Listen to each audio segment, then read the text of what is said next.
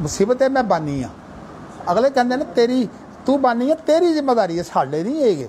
असी तो तेरे मोहसिन हाँ, अगर तेरे नाल तावन कर रहे हैं तो असी तेरे मोहसिन हाँ। लो दसो मेरे मोहसिन बन जाते हैं। हालांकि मैं कोई अपने नाल लैके जाने ये इदारे देखो जी, मैं अगे चला गया तो सारे कुछ जिन्हों के सपुर्द करके जाने वो मेरे मोहसिन बने फिरते हैं। हो गया जी ठीक। चलो की चला दियो तो तू गलतियां लानियां ने मेरे नाल वापस जब जाएगा ना, ये कोई 2 कागज़ ने वो गलतियां लानियां ने तू टाइप होए ने वैसे। हाँ ये अफसरान साहब के 2 फतवियां का तकाबुल है कोई। अल्लाह तेरा शुक्र है, अल्लाह ताला ने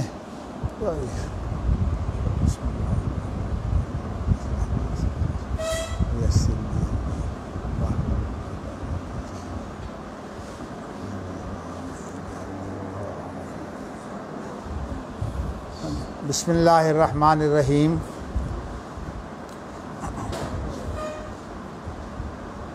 हर बात के लिए कुरान का हवाला देने में हर्ज कोई नहीं है, क्योंकि कुरान हर बात जो है, कुरान कहता है कुल कुल्लु यामलु अला शाकिलतिही। हर एक आदमी का जो अपना अंदाज़ होता है ना, वो उसके मुताबिक काम करता है।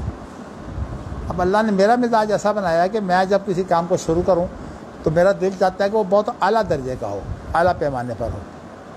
अब इत्तेफाक से कल आपको मैंने जो है वो एक आयत की तशरीह शुरू कर दी।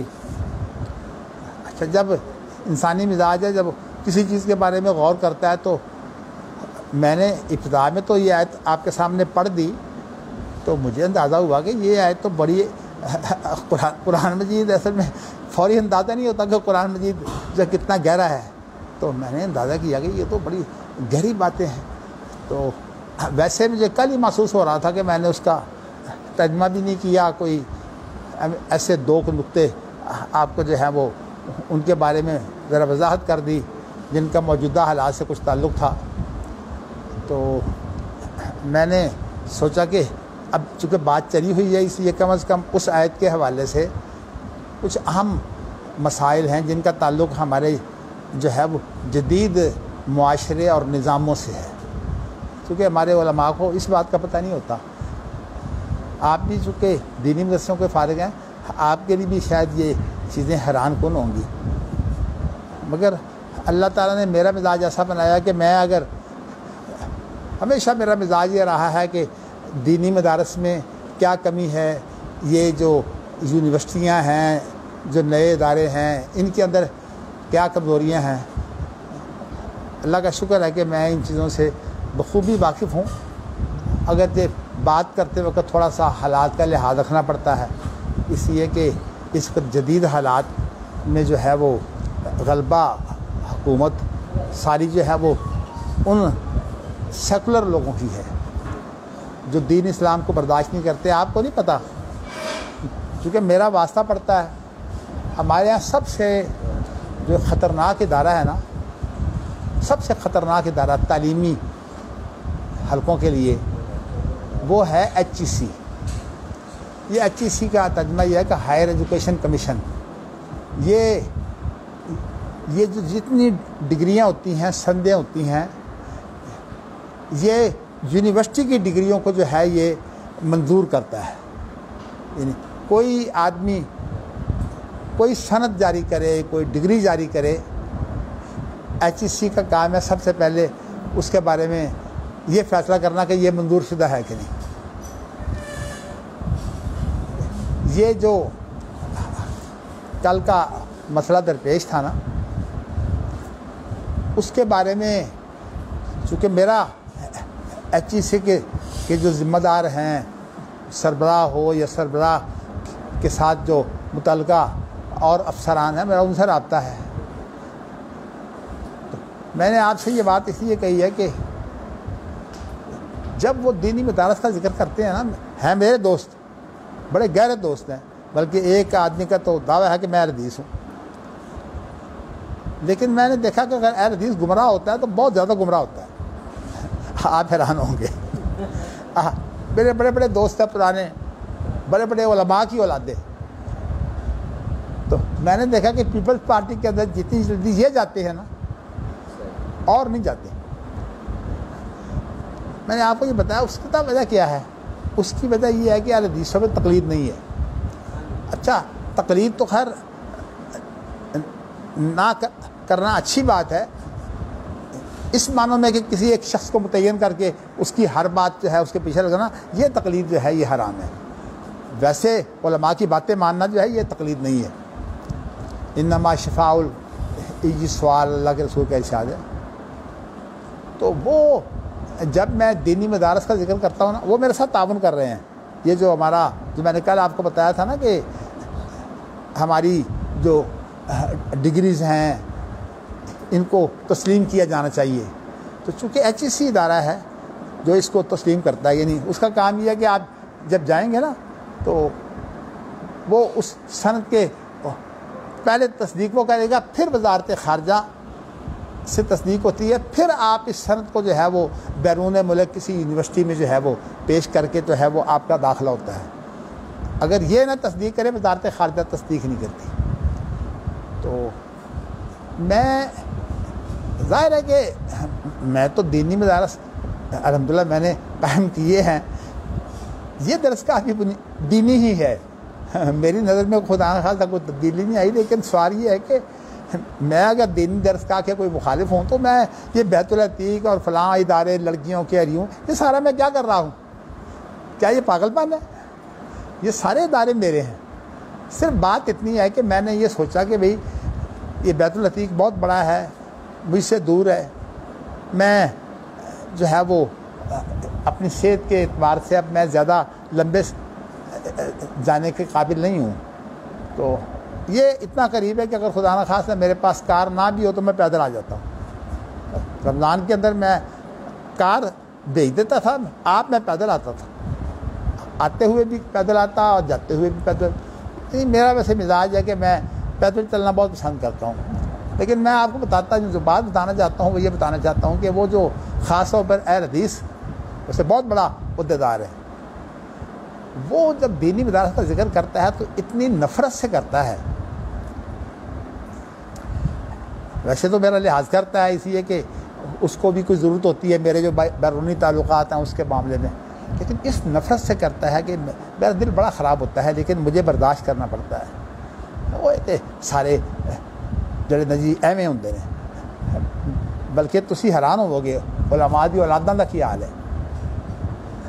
تاریخی بات ہے، میں خدا نہ کرے کسی کی ویسے مذمت نہیں کرنا چاہتا. آپ نے نام سنا ہوا ہے غزنوی خاندان کا. غزنوی خاندان بہت بڑے علماء کا خاندان ہے. مولانا عبداللہ غزنوی سے شہرت پائی، 12 ان کے بیٹے تھے، 12 کے 12 عالم تھے. پھر اس کے بعد جو ہے وہ ان کے پوتے جو ہیں وہ داود غزنوی اہل حدیث جماعت کے وہ امیر رہے. ان کے بیٹے جو ہیں یہ انہوں نے پہلے یہاں انجینئرنگ یونیورسٹی کے اندر اہل حدیثوں کو جمع کیا، یعنی پروفیسرس کو، حافظ سعید وغیرہ یہ سارے وہیں انہی کی محنت سے وہاں گئے تھے یونیورسٹی میں.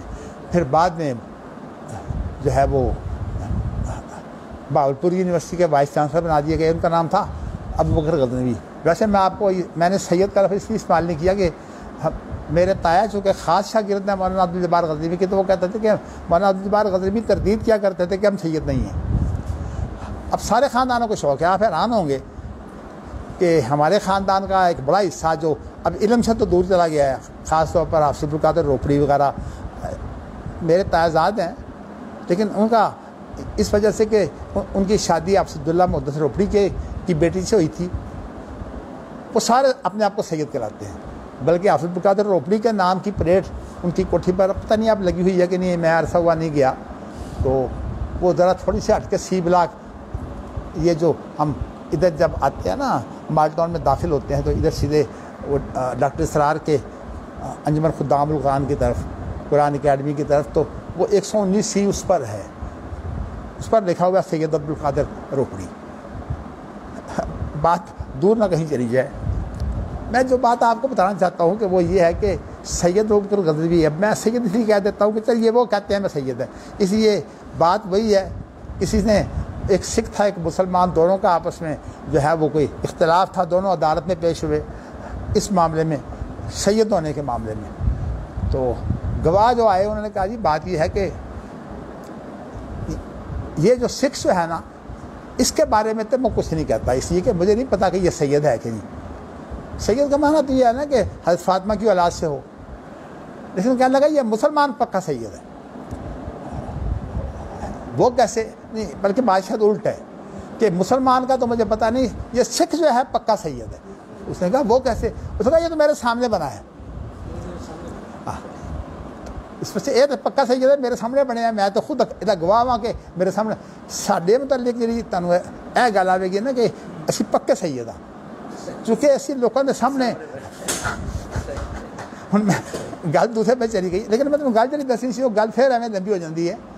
سید مولانا داؤد غزنوی کی جو رہائش ہے نا وہ آج کل بھی تقویت الاسلام جو ہے وہ شیش مار روڈ پر مکتبہ سلفیہ کے ساتھ. تو ان کا حال ہی ہے ایک بڑا، ساتھ کچھ کمرے بھی ہیں، لیکن اصل میں جو ہے وہ ان کے کمرے سارے رہائش کے لیے استعمال ہوتے ہیں. آج کل ان کے بیٹے غالباً جنید جو ہیں وہ غزنوی جو ہیں وہ وہاں ہوتے ہیں. تو جب وہ سیڑھیوں پر چڑھنے کے لیے آتے ہیں نا تو وہاں علماء بیٹھے ہوتے، تو علماء بیٹھے ہوتے پڑھا رہے ہوتے طلبہ. تو جو کوئی ساتھ ان کے ہوتا نا کوئی آدمی، تو اس وقت وہ باتیں کہتے یہ میرے پیو کے گدھے ہیں، یہ میرے باپ نے گدھے رکھے ہوئے ہیں.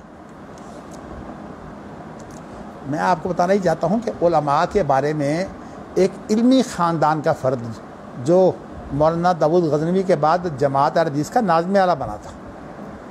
کیونکہ آپ کی عمر چھوٹی ہے، مجھے پتہ ہے یہ ان کا انتقال ہوا ہے 1967 کے اندر.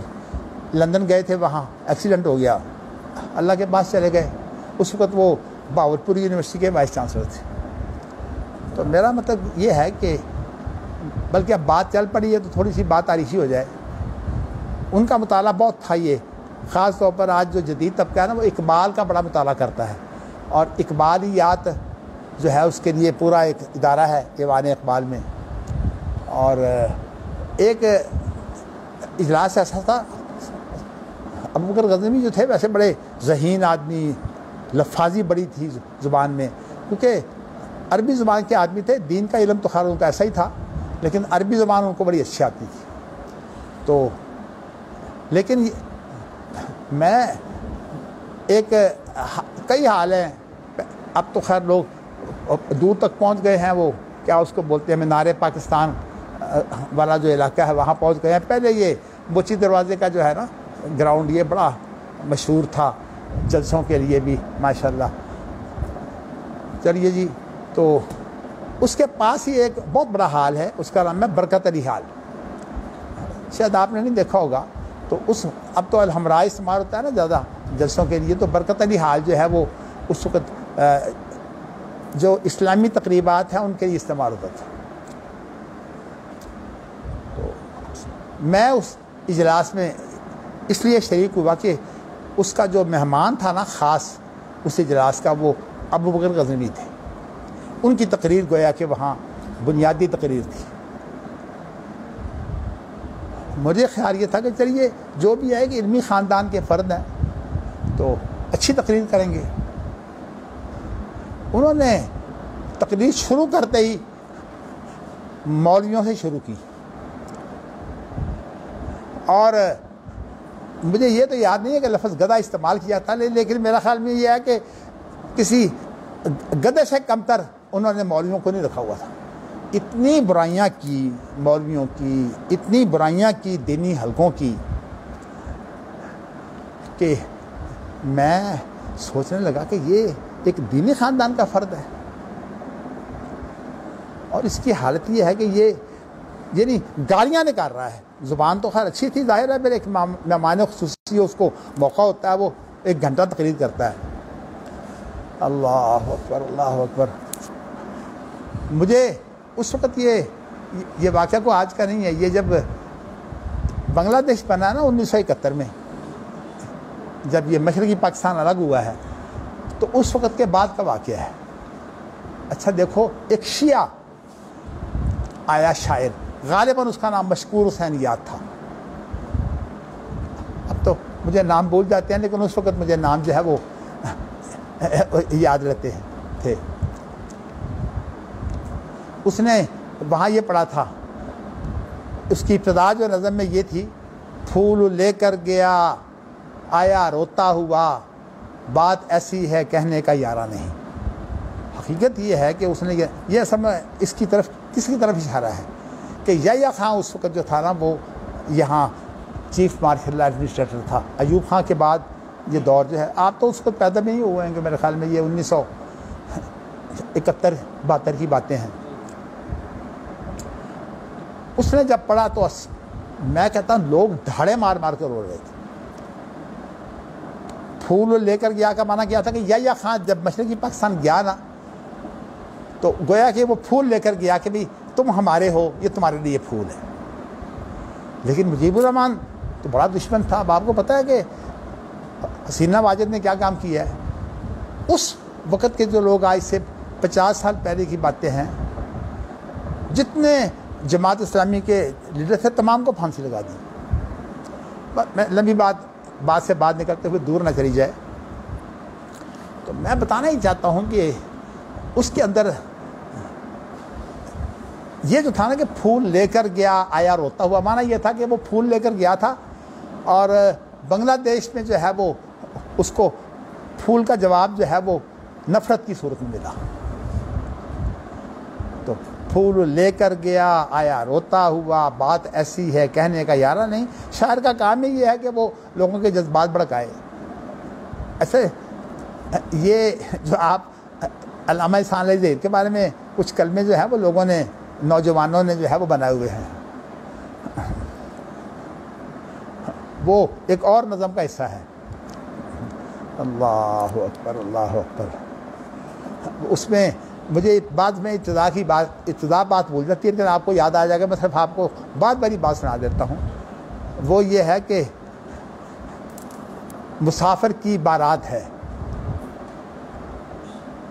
اب میرے خیال میں شاید آپ کو یاد آ گئی ہوگی، مجھے شروع کے کلمے جو ہیں وہ عام طور پر بھول جاتے ہیں۔ وہ اصل میں اسی نظم کو سامنے رکھ کر جو ہے وہ بنائی گئی تھی۔ اس میں بھی یہ لفظ موجود ہے، بات ایسی ہے کہنے کا یار۔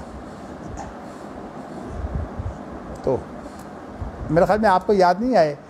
ایک مسافر تھا کچھ دیر ٹھہرا یہاں، ہاں بالکل یہی ہے، اپنی منزل کو آ کر روانہ ہوا۔ ہاں یہ آگے جا کے ہاں بالکل ماشاء اللہ، بس یہی بات ہے میں سننا چاہتا تھا۔ مجھے عام طور پر بات جو ابتدا سے جو ہے نا وہ بھول جاتی ہے، جب ابتدا یاد آ جائے تو پھر جو ہے وہ ٹھہرا ہوا، بات ایسی ہے کہنے کا یارہ نہیں۔ اصل میں اس کے اندر یہ جملہ موجود ہے، یہ آگے جا کے آتے ہیں اشعار، یا اشارات ہیں۔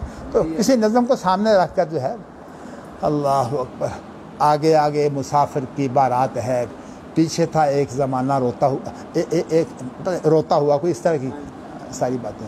چلیے جی، باتیں جو ہیں وہ جب تاریخی شروع ہو جاتی ہیں تو اب چونکہ میری زندگی کی ایک تاریخ ہے، انسان کو خیال آتا ہے کہ بھئی چلیے میں سے آپ کو بتاؤں کہ مجھے کوئی زیادہ امید نہیں ہے کہ میں یہاں ٹھہروں گا۔ میں تو یہ دیکھ رہا ہوں کہ اللہ کا خاص کرم ہے، میرا خیال نہیں تھا کہ میں شاید اس طرح آپ کے ساتھ جو ہے یہ باقاعدہ آپ کو یہ پڑھاتا رہوں گا۔ بس بات ایسی ہوئی کہ اب زندگی کا کوئی پتہ نہیں ہے، اس لیے پڑھانے کا موقع تمہیں کم ملا، تم تو عمارتیں ہی بناتے رہے، اور دکھ یہ تھا کہ یہی عمارتیں جو بناتا رہا وہ عمارتیں تباہ ہو رہی ہیں۔ یہ جو اختلافات ہوتے ہیں نا عمارتوں کو تباہ کر دیتے ہیں۔ تو میں نے کہا میں نے کیا کام کیا ہے، عمارتیں بنائی ہیں میں نے خود۔ میں نے تدریس چھوڑ کر، علمی ذوق میرا اچھا تھا، وہ ماشاءاللہ بڑھاپے میں بھی آپ کو معلوم ہوتا ہے کہ میرا علمی ذوق کیا ہے۔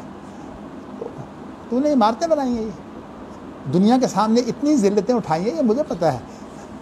میں کہیں کہہ رہا تھا کہ اپنے گھر میں، کل کی بات ہے، بیٹے بھی بیٹھے ہوئے تھے حسن کے علاوہ، تو میں انہیں کہہ رہا تھا کہ ہماری درسگاہ جو ہے یہ 1968 میں شروع ہوئی تھی، رحمانیہ کے نام سے، 1968 میں، اور 1980 تک جو ہے یہ درسگاہ نہیں بنی۔ 22 سال جو ہے وہ درسگاہ ہی نہیں بنی تھی۔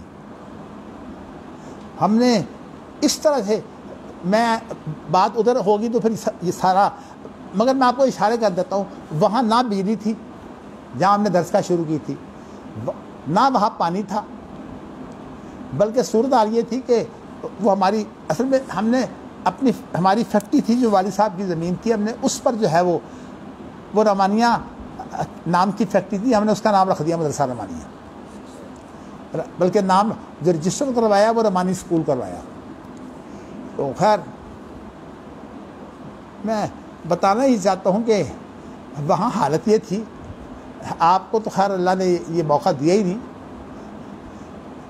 یہ چمگادڑ تو آپ نے دیکھا ہے نا راتوں کو، خاص طور پر یہ جب بجلی کے تار دو کے ساتھ یہ جو جب اس کا رابطہ ہوتا ہے پھر یہ لٹک جاتا ہے، ایک تار سے کرنٹ نہیں پڑتا، ایک بڑی چھوٹا سا ہوتا ہے چمگادڑ کی طرح، اس کو کہتے ہیں پنجابی میں چام چٹ۔ ہماری اس بلڈنگ کے اوپر ہم نے جو ہے وہ شتیروں سے چھت ڈالی ہوئی تھی، ہمارے والد صاحب کی، اس کو آگ لگ گئی تھی فیکٹری کو، پوری فیکٹری کو۔ پھر والد صاحب نے جو ہے وہ شتیر ڈال کر ہیں تو اس سے، لیکن وہ ہم نے جب کاروبار شروع کیا اپنا برانتھ روڈ پر تو ہم نے بیشتر حصہ جو ہے وہاں سے شتیر نکال کر پھر ان کے کیبن بنائے، جیسے یہ کیبن ہوتے ہیں نا اس طرح کیبن بنائے۔ میں بات آپ کو بتانا چاہتا ہوں کہ ہمارے یہ جو لڑکے تھے اس وقت، بات سے بات نکل کر دوسرے، اصل میں بات یہ ہے کہ یہ درس کا جو ہے وہ میرے گلے ڈال دی گئی تھی، مجھے نکال دیا گیا تھا، اور میرے ساتھ جتنے لڑکے تھے نا طالب علم تمام کے تمام ان کو نکال دیا گیا تھا۔ یہ نہ کہنا میں یہاں سے جب کسی کو کہتا ہوں نکالتا نہیں ہوں، میں تو کہتا ہوں بیت العتیق میں چلے جاؤ، وہ میری درس کا ہے، اور وہاں سارے انتظامات انشاءاللہ یہاں سے اچھے ہیں۔ یہ تو مختصر جگہ ہے، یہ 4 کنال 11 مرلے ہے، وہ 12 کنال ہے ماشاءاللہ، اور بہت بڑا ادارہ ہے، پھر مین روڈ پر ہے، آنا جانا بھی آسان ہے۔ خیر باتیں دور نہ نکل جائیں، تو کہنے کا مقصد یہ ہے کہ اب وہ طالب علم جو میرے ساتھ 50 آپ حیران ہوں گے کہ درس گاہیں کیسے بنتی ہیں۔ میں نے اپنی کوٹھی سے رہائش چھوڑی، اپنی بیوی کو اور مطلب بچے اس وقت میرے 1-2 ہی تھے، حسن تو میرے خیال میں ابھی پیدا ہی نہیں ہوا تھا، یہ اس وقت کی باتیں ہیں۔ تو میرے ویسے 3 بچے جو ہیں وہ حسن سے بڑے ہیں۔ مجھے یاد ہے کہ ان بچوں کی پیدائش بھی پھر وہیں ہوئی، تو وہ کچی جگہ تھی، تو وہاں میری بیوی شہر کی تھی، لیکن آپ تو ماشاءاللہ بہت سے لوگ دیہات سے ہوں گے، میری بیوی جو ہے وہ مٹی کے اندر گوبر میں لا کے پھر اس کے اندر توڑی میں لا کے تو جو ہے وہ لپائی کیا کرتی تھی دیواروں کو، سب کچھ، اور نیچے بھی، یعنی وہ عمارت ساری کچی تھی۔ اس کو اچھا بنانے کے لیے عورتوں کا مزاج ہوتا ہے، اور آپ حیران ہوں گے کہ 50 لڑکوں کی روٹیاں توے پر میری بیوی پکاتی تھی، اور پھر سالن بھی وہ خود پکاتی تھی۔ یعنی میں نے یہ درسگاہیں ایسے نہیں بنتی، یعنی میں نے اپنا کوٹھی چھوڑ کر جو ہے وہ کچی جگہ پر میں چلا گیا، اور آپ یہ دیکھیے کہ 22 سال تک، کوئی ایک دن کی بات نہیں، 22 سال تک جو ہے یہ اس درسگاہ بنانے کے لیے محنت کی ہے۔ جو مجھے یہ کہتا ہے نا کہ یہ درسگاہیں کا حامی نہیں ہے اس کو کیا پتہ ہے۔ میں نے اسی بتایا تھا کہ یہ درسگاہ کا مسئلہ نہیں ہے، مسئلہ تو صرف اتنا ہے کہ میں وہ ادارہ چاہتا ہوں جس کی ڈگری جو ہے وہ معتبر ہو، اور میں نے آپ کو بتایا تھا وفاقوں کی ڈگری نہیں ہے، یہ سند ہے۔ یہ باریک باتیں ہیں، میں نے خیر وہ باتیں کل ہو چکی ہیں، میں ان کو دہرانا نہیں چاہتا، لیکن میں آپ کو بتاتا ہوں کہ میرا دل یہ چاہتا ہے کہ ہمارے علماء سے نفرت نہ ہو، لیکن علماء سے نفرت ہوتی کیوں ہے؟ علماء میں بہت ایسی ہلکی باتیں کر جاتے ہیں بعض جگہ پر کہ پھر لوگوں کو موقع مل جاتا ہے۔ وہ ٹھیک ہے، ہمارے اہل حدیث میں تو خیر احترام کم ہے، لیکن دیوبندیوں کے میں نے دیکھا ہے کہ وہ اپنے عالم کی توہین برداشت نہیں کرتے، اسی وجہ سے جو ہے وہ ان کے ہاں ابھی تک مدارس میں جو عزت بھی پائی جاتی ہے۔ یہاں تو میں آپ کو بتاؤں کہ جو کچھ عزت کی بات ہے نا، وہ تو مجھے ایسے ہی حدیث ایک پڑھاتے پڑھاتے جو ہے وہ واقعہ یاد تھا، مگر میں نے نہیں بیان کی، تو یہ میں کہتا ہوں آج آپ کو بیان کر ہی دیتا ہوں۔ آپ نے یہ حدیث پڑھی ہے مجھ سے ہی کہ غالباً حضرت عائشہ رضی اللہ تعالیٰ عنہا نے اللہ کے رسول سے کہا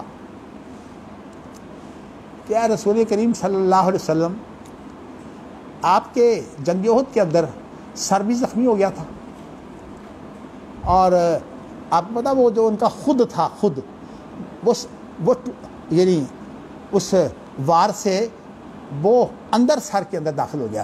اب سر سے جو خون جب نکلتا ہے تو یہ رکتا نہیں ہے۔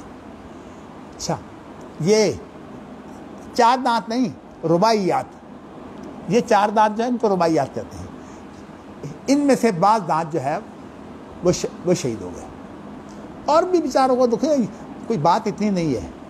تو حضرت عائشہ رضی اللہ تعالیٰ عنہ نے کہا کہ آپ کے اوپر بڑا سخت وقت آیا، ساتھی سارے بھاگ گئے، صرف آپ کو جو اللہ نے پناہ دی ہے تو صرف 10-11 ساتھی جو ہے نا آپ کے ساتھ اور تھے۔ آپ کو میں وہ واقعہ نہیں سنانا چاہتا، تو عائشہ کہنے لگی وہ تو بڑا ہی سخت وقت تھا جب آپ کے ساتھ یہ ہوا۔ اللہ کے رسول نے فرمایا نہیں عائشہ، وہ وقت میرے لیے سخت نہیں تھا، میرے لیے جو سخت ترین وقت تھا نا وہ تھا جب میں طائف گیا ہوں۔ اچھا، طائف میں تو آپ کو نہ تو کسی نے دانت توڑے ہیں، نہ آپ کا سر زخمی کیا ہے، نہ آپ کو کسی نے تلوار ماری ہے۔ انہوں نے طائف والوں نے کام کیا کیا؟ انہوں نے جو شتونگڑے تھے نا، ان کو گنڈے کہہ لو، انہوں نے گنڈے پیچھے لگا دیے۔ یعنی آپ کو جو ہے وہ آپ نے جو کچھ واز کیا، وہ واز تو انہوں نے اثر کیا لینا تھا، لیکن یہ گنڈے پیچھے لگا دیے۔ مجھے اصل میں وہ وقت یاد آتا ہے جب کہ میں یہاں تنہا تھا اور 50 لڑکے جو ہے نا، کوئی ادھر سے مجھے دھکا دے رہا تھا، کوئی ادھر سے، اور یہ ہے کہ وہ حمزہ مدنی خود تو نہیں آئے، لیکن کسی آدمی کو میرے ساتھ بھیج دیا یہاں بیت العتیق کے کسی استاد کو، اور یہ کہہ کر بھیجا کہ تم مدنی صاحب کے باڈی گارڈ ہو۔ حالت یہ بنی کہ میں اپنے دفتر میں وہاں بیٹھا ہوا ہوں، وہ میرے پیچھے بیٹھا ہوا ہے اور ٹیلی فون کرتا ہے حمزہ صاحب کو کہ مدنی صاحب کہتے ہیں تم چلے جاؤ۔ میں نام نہیں لیتا، ایسے میں بات ہوتی ہے، لیکن دیکھو جب اس نے، مجھے تو پتہ نہیں چلا، حمزہ نے کہا آ جاؤ، کہا جی حمزہ صاحب ہمیں بلا رہے ہیں۔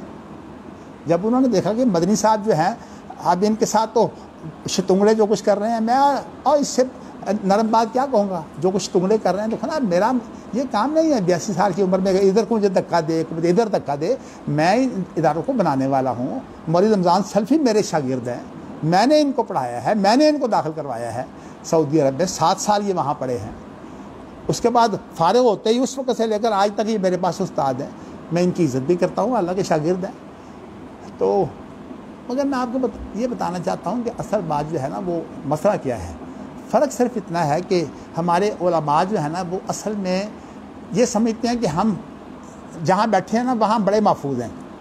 میں کہا کرتا ہوں کہ اصل میں یہ اگر آپ موجودہ معاشرہ دیکھیں تو اس کے اندر جو دینی مدارس ہیں نا یہ اصل میں شاخیں ہیں، ستون کسی اور کے ہاتھ میں ہے اس معاشرے کا، اور یہ دینی مدارس شاخیں ہیں، تو یہ سمجھتے ہیں کہ ہم شاخوں پر بیٹھے ہوئے بڑے محفوظ ہیں، اور ہماری جو اصل میں نیچے جو ہے نا جڑیں وہ کون کاٹ رہا ہے؟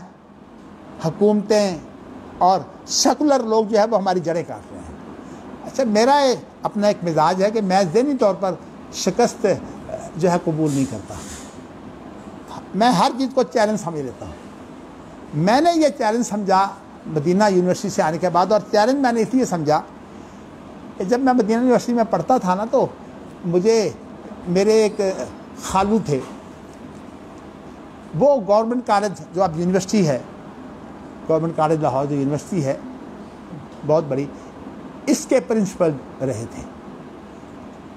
میں ہمارے ننیال ذرا زیادہ دنیا دار مطلب ہے جو بڑے عہدیدار ہوتے ہیں تو ان کا بڑا تکبر تھا۔ اچھا، انگریزی کے وہ مطلب ہے پروفیسر تھے خود، مجھے پوچھتے تو مدینہ یونیورسٹی میں کیا پڑھتے ہو؟ میں ان سے ملنے کے لیے گیا تو میں کہتے مدینہ یونیورسٹی میں تم کیا پڑھتے ہو؟ اب مجھے جتنا پتا تھا میں نے تو وہی بتایا. میں نے کہا جی میں وہاں گریجویشن کر رہا ہوں. چونکہ ہماری جو 4 سالہ ڈگری تھی، حالانکہ میں پہلے ایم اے تھا آپ کو بتاؤں، ایم اے کے بعد میں وہاں گیا ہوں. تو جب میں نے انہیں یہ کہا کہ جی میں تو گریجویشن کر رہا ہوں، تو مجھے نفرت سے کہتے ہیں کہ میں نے تو سمجھا تھا تم اعلیٰ تعلیم کے لیے گئے ہو، کوئی ریسرچ کرنے گئے ہو، پی ایچ ڈی کرنے گئے ہو، دوبارہ تم بی اے کر رہے ہو، پہلے ایم اے تم ہو. بڑی سخت جو ہے وہ یہ بات میرے لیے تکلیف دہ ہوئی. الگ بات ہے کہ میں آپ کو بتانا چاہتا ہوں کہ میرا ایک مزاج ہے کہ میں کسی آدمی کا جو ہے یہ چیلنج جب لیتا ہوں، یہ نہیں کہ خام خواہ لڑائی کر کے، جو کمی وہ کہتا ہے میں اس کو پوری کرنے کی کوشش کرتا ہوں. میں نے علماء میں کمزوری یہ دیکھی کہ ان کو دنیا کا پتہ نہیں. آپ حیران ہوں گے نا، میں ویسے کوئی کسی کی مذمت نہیں کرنا چاہتا. اب افسانہ اللہ مدنی ماشاءاللہ بڑے علماء میں شمار ہوتے ہیں، مفتی بھی ہیں. افسانہ اللہ مدنی کو یہ بھی پتہ نہیں کہ فتویٰ کیا ہوتا ہے، ثالثی کیا ہوتی ہے، اور عدالتی فیصلہ کیا ہوتا ہے. کیونکہ مجھے پتہ ہے افسانہ اللہ بیچاروں کو. میں ایک دفعہ 2 دن کے لیے، ہمارا بہت بڑا حادثہ تھا، یہ 1983 کی بات ہے. ایک اربوں نے پیسے لگائے تھے ہمارے کاروبار میں. آپ کو بتا دیتا ہوں کہ 250 کے قریب اربوں نے انویسٹمنٹ کی یہاں ہمارے کاروبار میں. اس وقت ہماری وہ فیکٹری 14 ارب روپے کی ہے، 14 ارب روپے کی. لیکن میں وہاں نہیں جا سکتا اس فیکٹری میں، آپ کو بتاؤں، حالانکہ لگوائی ساری میں نے ہے. تو صورت اس کی یہ ہے کہ بینکوں نے، چونکہ ہماری یہ فیکٹری جو ہے وہ چین کی ٹیکنالوجی ہے، ٹیکنالوجی جو ہے وہ چین کی ہے، یہ خاصی باریک ٹیکنالوجی ہے، میں اس کی تفصیل میں نہیں جاتا. تو چونکہ اس کے اندر جو عرب تھے، عربوں کا تو 1983 میں تو بہت ہی مقام اونچا تھا. تو یہ جب کچھ فیکٹریاں لگتی ہیں تو ان کے لیے پیسے بھیجنے پڑتے ہیں مشینری کے. وہ ایک بینکوں کا نظام ہے، اس کو بولتے ہیں ایل سی، یعنی بینک کے ذریعے سے جو پیسے بھیجے جاتے ہیں ایل سی کہتے ہیں. میں اب اس کی وضاحت نہیں کرتا آپ کو. اس کے اندر سود میں انسان ملوث ہوتا ہے. تو ایک آدمی ویسے اللہ کی قدرت تھا تو بہت بڑا بینکار، یعنی بینکوں کا سربراہ تھا، لیکن اللہ کی قدرت سوچ بڑی دینی تھی.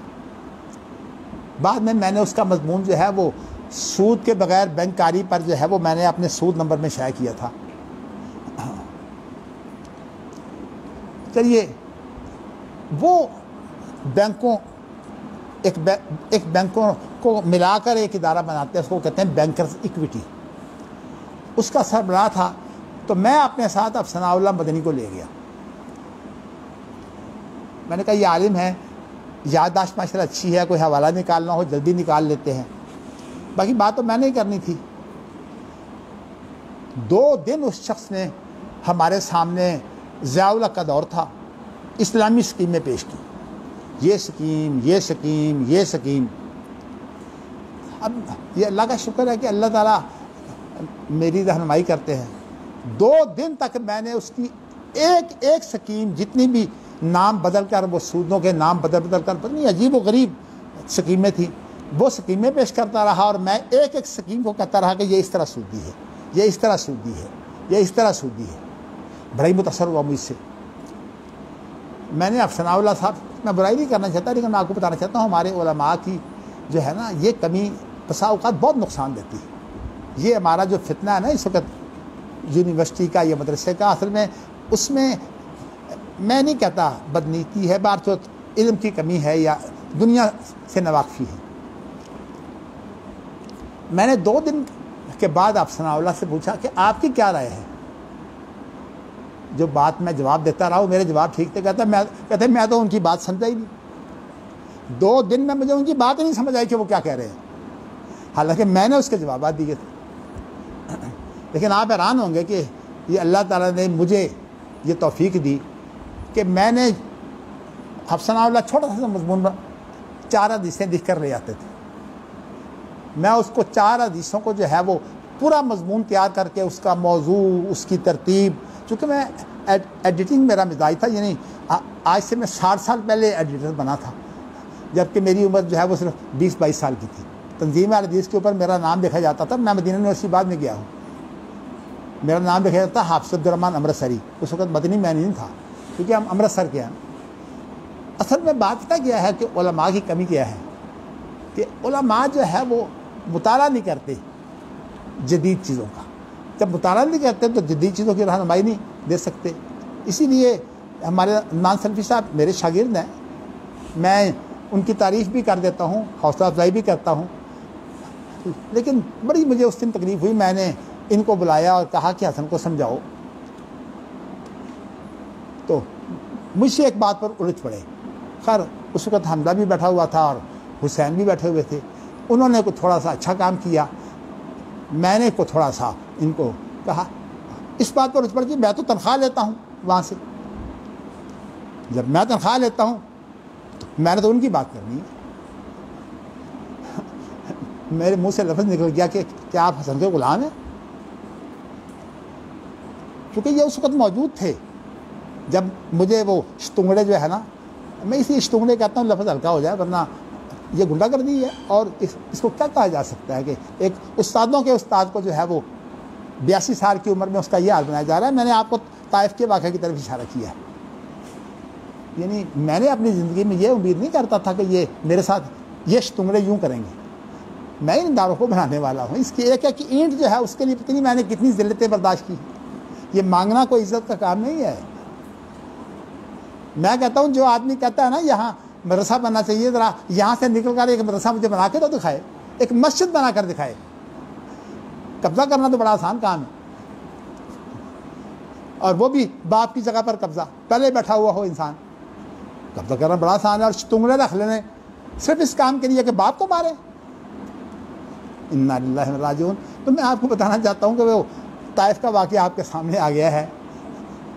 حقیقت یہ ہے کہ مجھے اس روز بڑی تکلیف اس لیے ہوئی کہ میرے جو ساتھ کچھ 4 آدمی بیٹھے ہوئے تھے نا، وہ بھی بہانہ کر کے بھاگ گئے. لیکن دیکھو اللہ کی پکڑ کیسے ہوتی ہے. وہی آدمی جو یہاں سے بھاگا تھا کافی وجیح آدمی ہے، وہاں کا استاد ہے، بڑا مطلب ہے وجیح کا معنی کہ جسم بھاری ہے، منہ بھی روبدار آدمی ہے. مجھ سے تو خیر یہاں سے تو بھاگ گیا. ظاہر اس بات سے بھاگا تھا کہ یہاں تو لڑائی ہو رہی ہے، اگر میں یہاں بیٹھا رہا تو مجھے بھی جو ہے شاید کوئی، حالانکہ میرے پیچھے بیٹھا ہوا تھا. یعنی میں اپنے وہ لاؤنج میں جہاں میرا دفتر ہے، میں لاؤنج میں آگے بیٹھا ہوا تھا اور وہ میرے پیچھے بیٹھا ہوا تھا. ٹیلی فون میں بہانہ کر کے جو ہے وہ بھاگ گیا. اس کے بعد حمزہ بھی میرے ساتھ کہیں نماز میں، تو وہ بھی وہاں بیٹھا ہوا تھا. تو وہ جھوٹ کھل گیا. ہم لوگ کہتے ہیں مجھے تو آپ نے کہا تھا کہ پتہ نہیں کیا بات ہے کہ یہاں آپ کوئی کام نہیں ہے. تو آپ تو مجھے یہ کہہ رہے تھے. جب میں نے شکایت کی کہ یہ تو وہاں سے بھاگ گیا اور اپنے ساتھیوں کو بھی ساتھ لے گیا، تو میں نے کہا کہ حمزہ کہتا ہے میں نے تو اس کو یہ کہہ کے بھیجا تھا کہ تم نے حافظ عبدالرحمن مدنی کے باڈی گارڈ ہو تم. سب دیکھو اللہ کی طرف سے تبھی ہوتی ہے، انسان سمجھتا نہیں. شامی کی بات ہے اس واقعہ کے، یہ جو ہم بات کر رہے تھے شام کی بات ہے. ایکسیڈنٹ ہو گیا، 3 جگہ سے بازو ٹوٹ گیا، 3 جگہ سے. اب ایکسیڈنٹ آپ جانتے ہیں اسکوٹر سے، یہ آپ یہ موٹر سائیکل سے انسان گرے کہنے کو تو 3 جگہ سے پتہ نہیں اور رگڑیں کتنی لگی ہوں گی. اتفاق سے چلیے مجھے بعد میں نے دیکھا بھی کہ 3 جگہ جو ہے یہاں سے 3 جگہ ہڈی ٹوٹی ہوئی تھی، یہاں سے بھی، یہاں سے بھی، یہاں سے بھی. میں نے کہا یہاں تو شاید ہڈی نہ ٹوٹتی، لیکن دیکھو تم بھاگے تھے نا. اس کو میں نے کچھ کہا، ویسے میں دل میں کہا یہ جو ہوتی ہے نا شتونگڑوں کے ہاتھ میں انسان آ جائے، یہ اس کو پتہ ہے کہ یہ جب چھوکروں کے ہاتھ میں انسان جو ہے وہ، اور پھر برا آدمی ہو، چلنا پھر ویسے اللہ کا شکر ہے میں چلتا پھرتا ہوں، لیکن میں لمبی سیر نہیں کر سکتا. جب میں رات کو آتا یہاں تراویح کے لیے واپس جاتا باقاعدہ میں رات کو سیر ضرور کرتا ہوں، لیکن 2 آدمیوں پر ہاتھ رکھ کر، ایک ادھر ہوتا ہے اور ایک ادھر ہوتا ہے، اگر وہ نہ ہو تو میں سیر نہیں کر سکتا۔ تو یہاں کا میں بانی ہوں، یہ ادارے میں نے بنائے ہیں، یہ مدرسہ بھی میں نے بنایا ہے۔ اب یہ میری بات تو صرف اتنی ہے کہ بھئی کہ وہاں میں نے اگر مدرسہ بنایا تو یہ ضروری نہیں کہ میں ہر جگہ مدرسے ہی بناؤں۔ ہمارے 3 سکول اس پر چل رہے ہیں، 3 سکول جو ہیں وہ سیکنڈری بورڈ سے منسلک ہیں۔ ایک کا نام ہے نصیر نثار سکول، اس کی 2.5 کنال جگہ ہے، یہ منہاج القرآن کے سامنے ہے مین روڈ پر، وہ بھی سکول چل رہا ہے، میں نے چند صدقے خیرات سے بنایا ہے۔ ایک ہمارا سکول ہے حسن ماڈل سکول، وہ یہاں ٹھوکر ریاض بیگ پر ہے۔ ایک ہمارا سکول جو ہے وہ شیخو پورہ میں ہے، اس کا نام ہے اسلامک ویلفیئر ٹرسٹ سکول۔ اور ہم یہ جو میرے خیال میں کم از کم بھی اگر یہ بات ہے تو 15-20 سال سے ہم یہ سکول بھی چلا رہے ہیں۔ تو میرے کہنے کا مقصد یہ ہے کہ یہ تو صرف ایسے فریب ہے کہ اب حافظ عبدالرحمن مدنی، یہ کہنے کا مقصد یہ حافظ عبدالرحمن مدنی جو کمائی چاہتے ہو، اللہ کے بندے اگر میں نے کمائی کرنی ہوتی، یہ فیکٹری جو 14 ارب روپے کی ہے میں اس میں بیٹھتا، یعنی اس کے اندر جو میرے جو عزیز بھتیجے بھانجے بیٹھے ہوئے ہیں ان کی تنخواہیں کتنی ہیں آپ حیران ہوں گے کہ میرے بھائی کی تنخواہ 20 لاکھ ہے مہینے کی، اور میرے بھتیجے کی جو تنخواہ ہے وہ 15 لاکھ ہے ایک مہینے کی۔ تو میرا مطلب کہنے کا یہ ہے، میں نے آج تک تنخواہ دی نہیں۔ مجھے بھی کہہ رہے تھے وہ جامعۃ الامام کے جو ہیڈ ہیں، کہتے ہیں آپ کو ہم تنخواہ وہ دیتے ہیں جو اسلامی یونیورسٹی میں جو سربراہ ہے نا وہاں کا پریزیڈنٹ، اس کی تنخواہ ہے۔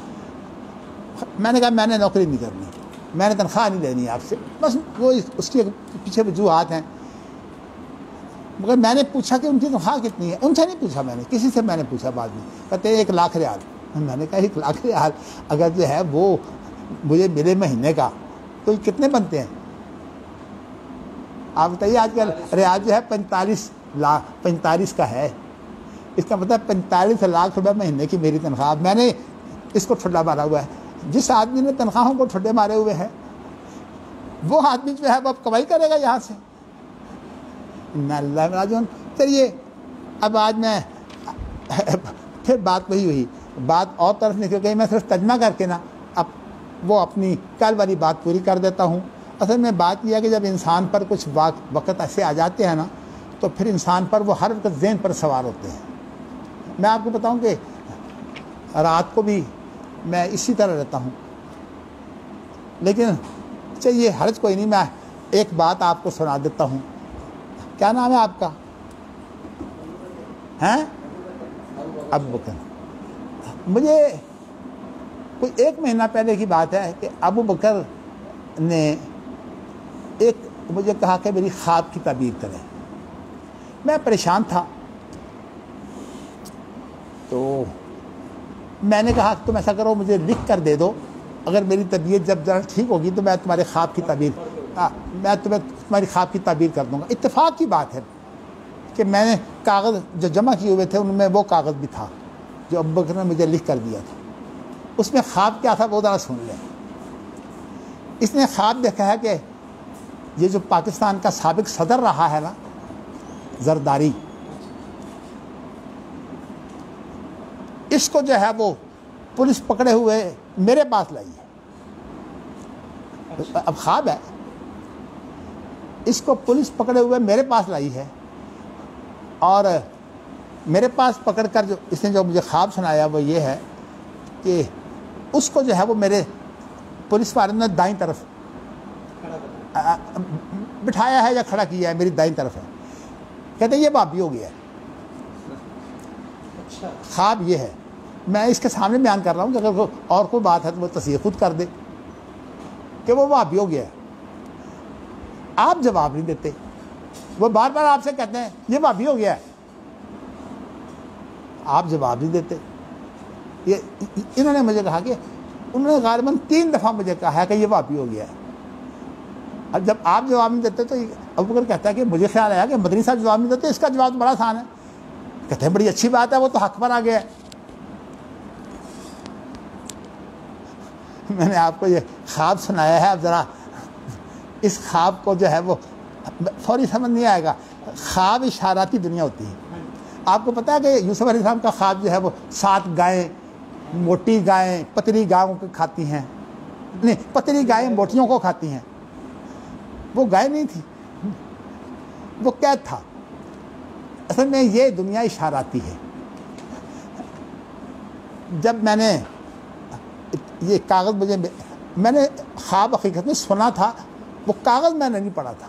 تو اتفاق سے جب میں کاغذ اپنے طرح ٹھیک کر رہا تھا تو اس کے اندر وہ کاغذ نکل آیا. میں نے یہ کل کی بات ہے میں نے کل اس کو جو ہے وہ پتہ کیا کہ ابھی تک یہی ہیں کہ آج تالا نہیں کھل رہا، اس وجہ سے یہ سارے یہاں ہیں. میں نے کہا اس کو ابو کو میرے پاس بھیج دو. میں نے اس کو بلایا، پھر میں نے کہا کہ یہ خواب جتنا میں نے لکھ کر دیا تھا دوبارہ پڑھ لو.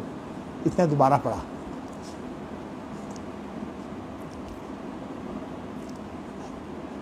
ویسے تو اس خواب میں کچھ اور باتیں بھی ہیں، مگر میں نہیں چاہتا ادھر ادھر کی باتیں جو ہے کرنا. یہ اصل میں نے اسے پوچھا تم کہاں کے رہنے والے ہو، اس لیے کہ خواب کے اندر یہ جو ہے نا رہائش نام، اس کی بڑی اہمیت ہوتی ہے. وہ خواب کی جب تعبیر کرتے ہیں تو ہمیشہ علماء جو ہے یہ پوچھتے ہیں تیری رہائش کیا ہے، تیرا نام کیا ہے. میں نے ویسے آپ کو یہ تک بتایا نہیں کہ بھئی اگر میرے پاس کوئی کسی شخص کو لا کر یہ کہنا تھا کہ یہ بھابی ہے، یہ زرداری کو کیوں لائے ہے؟ زرداری کا معنی یہ ہے، زر کہتے ہیں دولت کو، اور داری کا معنی ہوتا ہے دولت رکھنے والا. یہ بہت مالدار شخص ہے. یہ زرداری خاندان جو ہے یہ ایسے بے نظیر اس سے 7 سال بڑی ہے. یہ 7 سال چھوٹا ہے بے نظیر سے. تو اصل میں پیسے دیکھ کر، دولت دیکھ کر اس نے جو ہے وہ بڑی مشکل سے شادی کی. اس کے باپ کا نام تھا حاکم علی زرداری. میں آپ کو بتانا چاہتا ہوں کہ یہ جس شخص کا واقعہ ہے نا اس خواب میں، جو میں اس کو میں نے بتا دیا ویسے، لیکن اب چونکہ تعبیر میں کر چکا ہوں اس لیے اب کوئی حرج نہیں. اس لیے کہ جو پہلے میں تعبیر اس لیے نہیں کرتا تھا کہ کوئی بات جو ہے وہ ایسی نہ ہو، الٹ ہو. اب میں چونکہ اس کو سنا بیٹھا ہوں اس لیے اب کوئی حرج نہیں ہے. اللہ کے رسول جو ہے وہ لوگوں کے خوابوں کی تعبیر کیا کرتے تھے. یہ آدمی جو ہے جو زرداری ہے، یہاں کوئی ایسا آدمی ہے جو پیسے کا پجاری ہے. اب آپ سمجھ لینا، جو پیسوں کا پجاری ہے اور اس نے مجھے لکھ کر یہ دیا تھا کہ وہ سابق صدر پاکستان ہے. اس کا مقام جو ہے وہ اتنا بڑا تھا کہ لوگ اس سے بات کرتے ہوئے گھبراتے تھے. آپ کو پتہ ہے اس ادارے میں ایک شخص کسی نے نام دے دیا تھا حسن، ڈنڈا دے کر آیا تھا اور اس کو مار کے نا، تجھے نام نہیں لینا آتا کسی آدمی کا. چوکیدار تھا بیچارہ، اس نے کہیں نام حسن دے دیا تھا. اس کا مقام جو ہے وہ اتنا اعلیٰ ہے اس ادارے میں، چونکہ وہ اپنی حیثیت میں نہیں ہے. یہ سمجھا جاتا ہے کہ وہ میرا بیٹا جو ہے وہ میرے اختیارات استعمال کر رہا ہے. لمبا مسئلہ ہے. اچھا، یہ جو ایک بات تو خیر یہ آ گئی سامنے. دوسری بات یہ ہے کہ اس کے بعد اس کو پکڑ کر میرے پاس لایا گیا ہے. اصل میں یہ 3-4 دن پہلے کی بات ہے کہ وہ میرے سامنے بات آ گئی. 19 سال کے بعد تقریباً حسن ویسے تو میرے پاس بہت بیٹھتا ہے، لیکن اسے پتہ ہے میرا باپ بڑا خوش ہوتا ہے جب میں علمی مسائل پوچھتا ہوں. میرے ساتھ سیر بھی کرتا تھا جب میں اکیلے سیر کے قابل تھا. 2 گھنٹے مجھ سے باتیں پوچھتا، میں اس کو بتاتا. ظاہر بیٹا تو مخفی نہیں ہوتا اس کی کیا قابلیت ہے کیا نہیں ہے، وہ مجھے پتہ ہی ہے سارا کچھ. لیکن باپ کو تو خوشی ہوتی ہے کوئی اس سے سیکھے. میں جو ہے وہ حیران ہوں گے آپ کہ جو بیٹا میرے پاس 2 گھنٹے بیٹھتا ہے، جب میں اس کے ساتھ یہ بات کرنا چاہوں نا کہ یہ میں نے درسگاہ میں جو ہے وہ یہاں ایک ایسا ادارہ قائم کرنا ہے جو ڈگری دے سکے. میں نے کل آپ کو وضاحت کر دی تھی کہ اصل میں یہ مسئلہ یہ فیسوں کا مسئلہ نہیں ہے. یہ مسئلہ اصل میں ہے کہ ایسا ادارہ ہے جس کی ڈگری جو ہے وہ اس کی اہمیت ہو.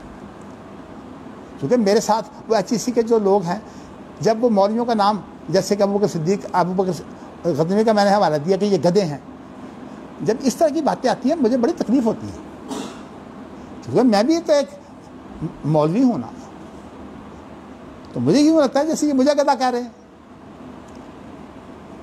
یہ 3-4 دن پہلے جو ہے وہ 19 سال کے اندر ایک دفعہ میرے ساتھ بیٹھا ہے، اور اس کے ساتھ جن لوگوں کو وہ لے کر گیا ہے، مولوں کا نام تو نہیں لیتا، یہ جو کوٹھی والے نا بالکل جاہل لوگ، یہ تبلیغی جماعت سے ایک آدمی کا تعلق ہے، اس کا بیٹا بھی جو ہے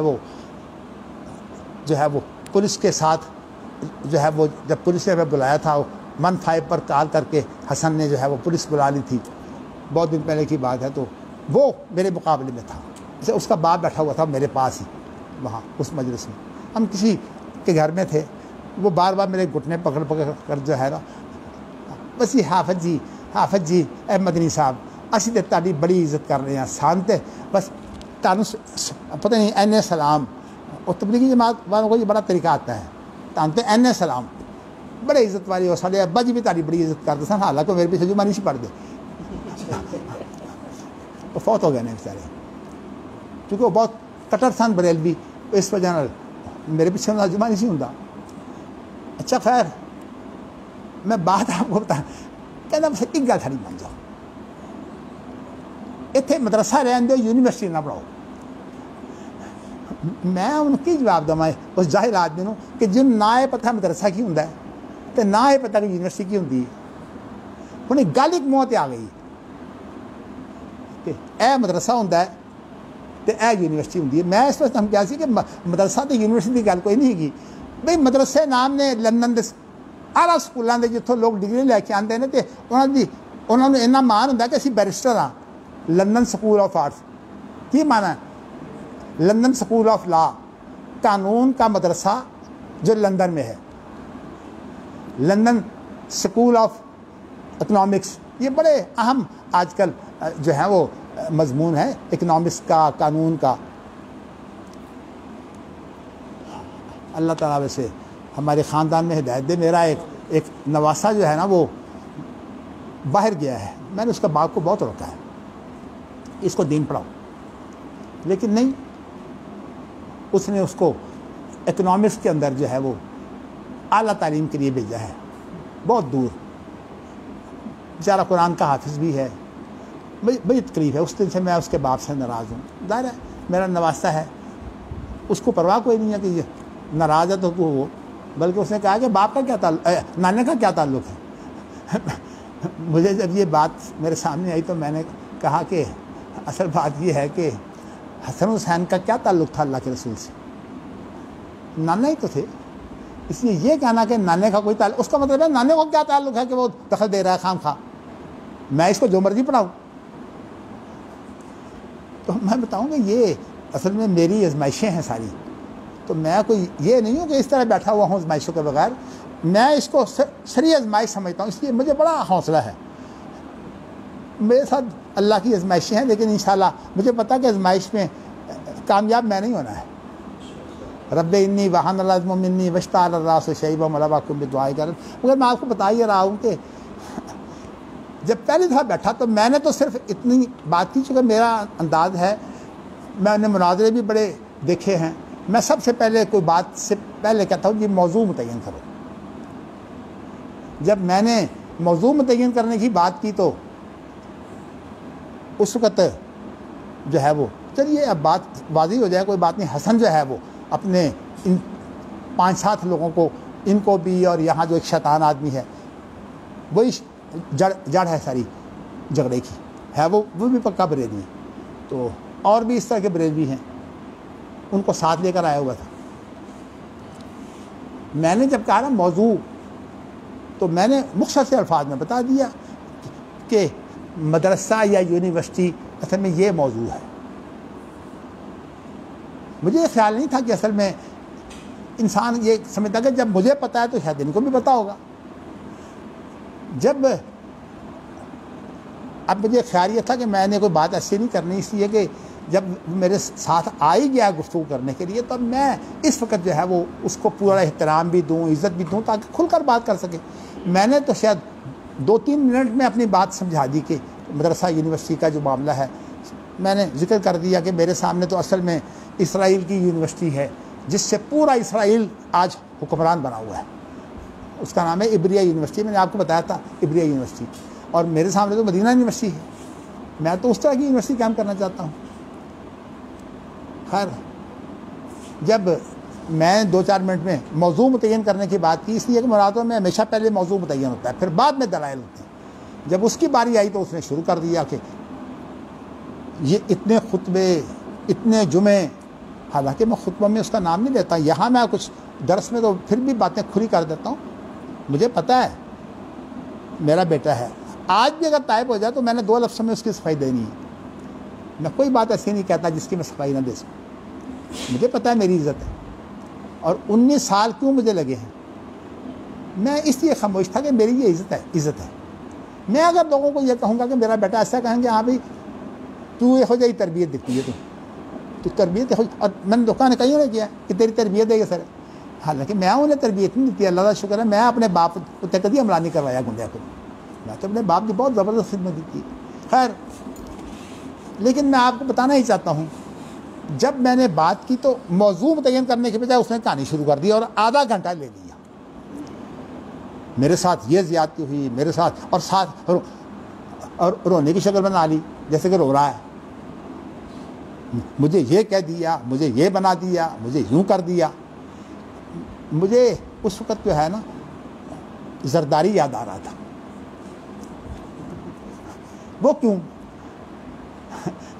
زرداری آپ کو پتہ ہے، یہ عمران خان 5 سال اس کو یہ گزار نہیں سکتا حکومت میں۔ سب سے بڑی تکلیف کیا ہے، 2.5 سال ابھی ہوئے ہیں، ہمیں 2.5 سال باقی ہے۔ زرداری نے 5 سال جو ہیں وہ حکومت میں گزارے ہیں، اور بڑی کامیاب گزارے ہیں۔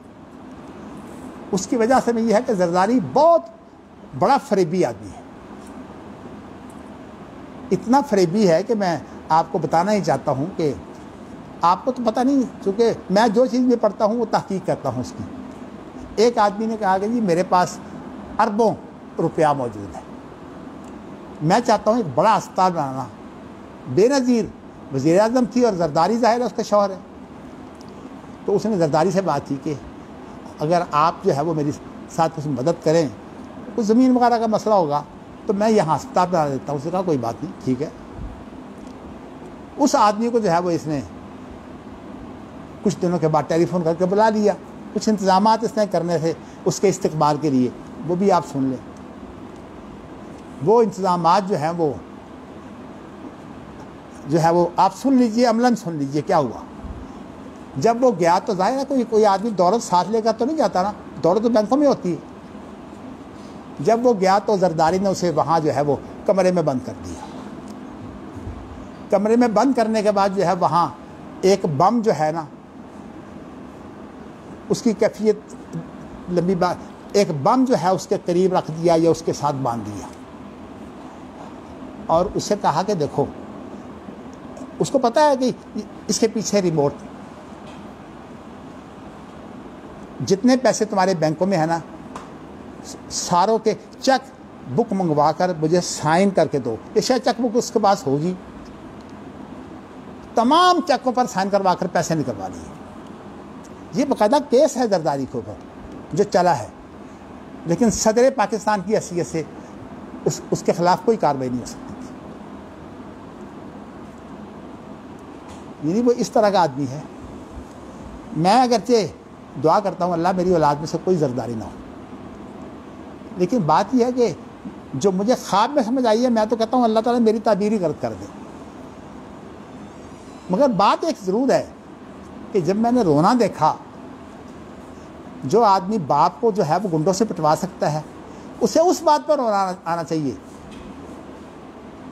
شتونگڑوں سے 82 سالہ باپ، اور تمہیں پتہ ہے کہ باپ کو کیا کیا بیماریاں ہیں۔ میں تو آپ کو کبھی بتاتا نہیں مجھے کیا کیا تکلیفیں ہیں، میں سارا دن کھانا نہیں کھاتا، آپ حیران ہوں گے۔ میں بات کر رہا ہوں تو آپ کو پتہ ہے یہ مستقل میرے ساتھ ہوتا ہے، میری رگیں خشک ہیں۔ میں شام کو بھی ایک پھلکا کبھی کبھی کھاتا ہوں. تو کہنے کا مقصد یہ ہے کہ میں ویسے کوشش کرتا ہوں کہ چیز طاقت کی کوئی چیز دے دوں. کبھی ایسا ہوتا ہے کہ انڈے کا آملیٹ بنا کر جو ہے وہ لے لیتا ہوں جب کمزوری زیادہ محسوس ہو. تو میرا کہنے کا اصل مقصد کیا ہے؟ کیا یہ ہے کہ اللہ خواب اشارات ہوتے ہیں. باقی آپ کو بتاؤں کہ نبیوں کی تعبیر حجت ہوتی ہے، ہماری تعبیر حجت نہیں ہے. میری دعا یہی ہے کہ اللہ میرا یہ خواب جو مجھے سنایا گیا ہے نا، جو میں نے تعبیر کی، اللہ میری تعبیر غلط کر دے. تو لیکن خواب جو ہے وہ بات لمبی ہو جائے گی. تو اسی طرح ایک خواب ایک آدمی نے، اللہ کے رسول صلی اللہ علیہ وسلم عام طور پر صبح کی نماز کے بعد خواب سنا کرتے تھے. تو آپ کے اپنے خواب بھی ہوتے ہیں، آپ وہ بھی بیان کرتے ہیں، اور لوگ بھی آ کر ان کے پاس خواب بیان کرتے، پھر آپ اس کی تعبیریں کرتے. میں نے اب آپ کو سنانا نہیں، لیکن آپ کو مسئلہ بتانا چاہتا ہوں کہ ہمارے لوگوں کی تعبیر جو ہے نا وہ اس کی کیا حیثیت ہے. ابو بکر صدیق نے بڑا ایک عجیب خواب ہے، آپ کو کسی کو سناؤں گا وقت ہوگا تو. بڑا عجیب خواب دیکھا ایک شخص نے، اور جب اس نے وہ خواب بیان کیا تو ابو بکر صدیق کہتے ہیں اللہ کے رسول صلی اللہ علیہ وسلم آپ مجھے اجازت دیجیے کہ اس کی تعبیر میں کروں. تو نبی اکرم صلی اللہ علیہ وسلم نے کہا کہ اے ابو بکر چلو تم تعبیر کر دو، کوئی غرض نہیں ہے. تو ابو بکر صدیق نے جو ہے وہ پھر اس کی تعبیر کی. تعبیر کرنے کے بعد اللہ کے رسول سے پوچھتے ہیں کہ میری تعبیر درست ہے؟ آپ نے فرمایا کچھ درست ہے اور کچھ غلط ہے.